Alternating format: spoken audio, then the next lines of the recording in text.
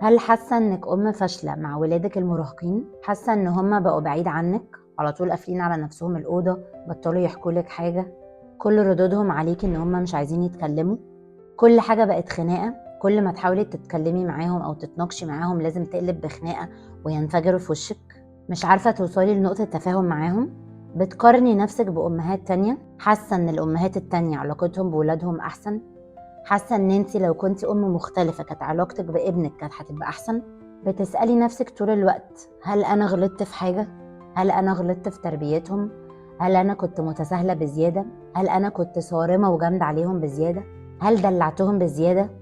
ليه مش عارفه اسيطر على الموقف؟ حاسه انك لوحدك ومحدش حاسس باللي انت بتمري بيه، وكل النصايح اللي حواليكي مش نافعه معاهم.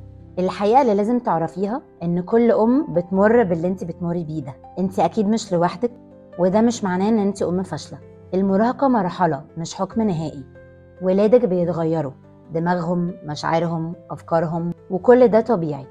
كل اللي محتاج منك تغيير اسلوب انك تعرفي تتعاملي مع المرحله دي. الحل يبدا من عندك، افهمي احتياجاتهم، غيري طريقتك معاهم، اتعلمي مهارات جديده تساعدك في المرحله دي.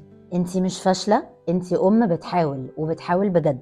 عايزاكي تكتبي كلمه كويز في الكومنتس او في التعليقات تحت، وهبعتلك اختبار تعمليه هيوصلك لحته ممكن فعلا تساعدك، وهبعتلك كمان موارد او حاجات تانية فعلا ممكن تساعدك في المرحله دي وتفرق معاكي جدا.